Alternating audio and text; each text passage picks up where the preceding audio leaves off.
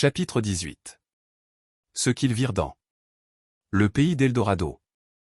Cacambo témoigna à son hôte toute sa curiosité. L'hôte lui dit, « Je suis fort ignorant, et je m'en trouve bien, mais nous avons ici un vieillard retiré de la cour, qui est le plus savant homme du royaume, et le plus communicatif. » Aussitôt il mène Cacambo chez le vieillard. Candide ne jouait plus que le second personnage, et accompagnait son valet.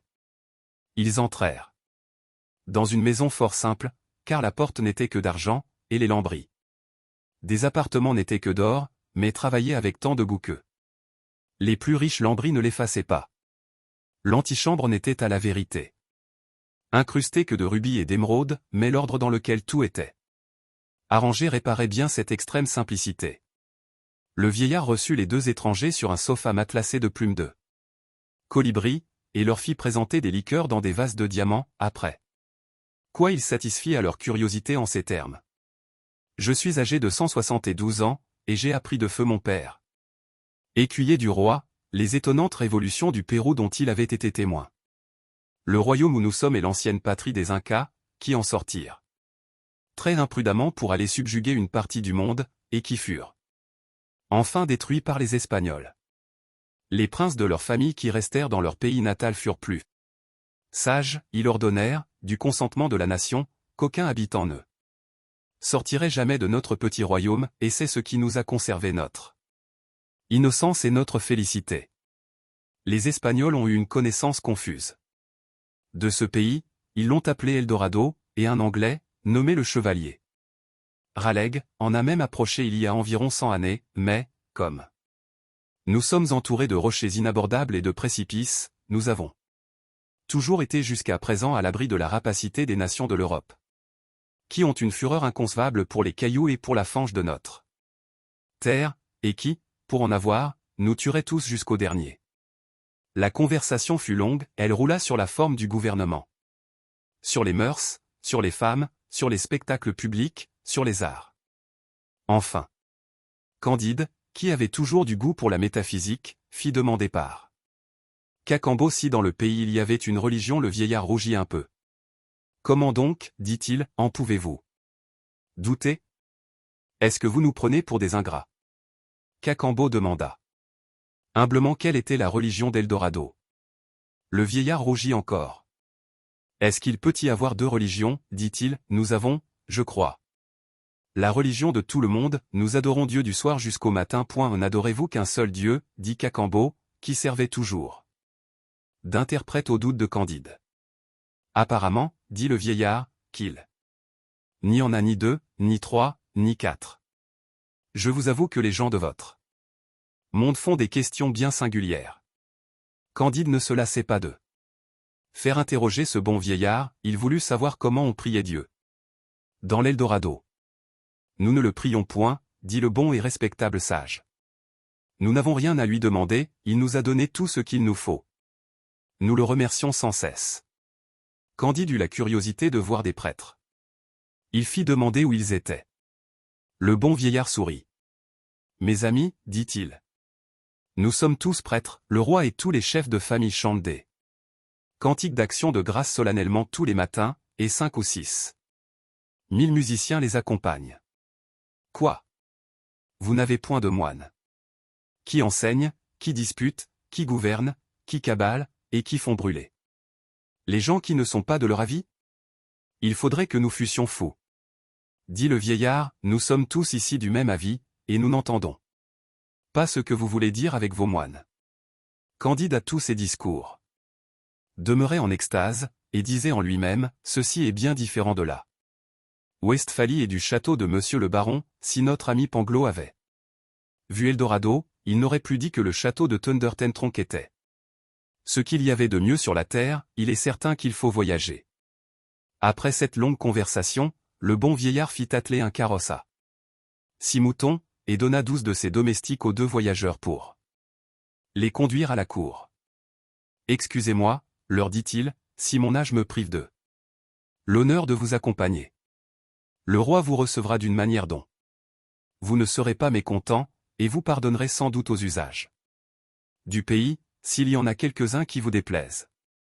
Candide et Cacambo montent en carrosse, les 6 moutons volaient, et en moins de 4 heures on arriva au palais du roi, situé à un bout de la capitale. Le portail était de 220 pieds de haut et de 100 de large. Il est impossible d'exprimer quelle en était la matière. On voit assez quelle supériorité prodigieuse elle devait avoir sur ces cailloux et sur ce sable que nous nommons or et pierreries. 20 belles filles de la garde reçurent Candide et Cacambo à la descente du carrosse, les conduisirent au bain, les vêtirent de robes d'un tissu de duvet de colibri, après quoi les grands officiers et les grandes officières de la couronne les menèrent à l'appartement de Sa Majesté, au milieu de 2 files, chacune de 1000 musiciens, selon l'usage ordinaire. Quand ils approchèrent de la salle du trône, Cacambo demanda à un grand officier comment il fallait s'y prendre pour saluer Sa Majesté, si on se jetait à genoux ou ventre à terre, si on mettait les mains sur la tête ou sur le derrière, si on léchait la poussière de la salle, en un mot, quelle était la cérémonie. L'usage, dit le grand officier, est d'embrasser le roi et de le baiser des 2 côtés. Candide et Cacambo sautèrent au cou de Sa Majesté, qui les reçut avec toute la grâce imaginable et qui les pria poliment à souper. En attendant, on leur fit voir la ville, les édifices publics élevés jusqu'au nu, les marchés ornés de 1000 colonnes, les fontaines d'eau pure, les fontaines d'eau rose, celles de liqueur de canne de sucre qui coulaient continuellement dans de grandes places, pavées d'une espèce de pierrerie qui répandait une odeur semblable à celle du girofle et de la cannelle. Candide demanda à voir la cour de justice, le Parlement, on lui dit qu'il n'y en avait point, et qu'on ne plaidait jamais. Il s'informa s'il y avait des prisons, et on lui dit que non. Ce qui le surprit davantage, et qui lui fit le plus de plaisir, ce fut le palais des sciences, dans lequel il vit une galerie de 2000 pas, toute pleine d'instruments de mathématiques et de physique.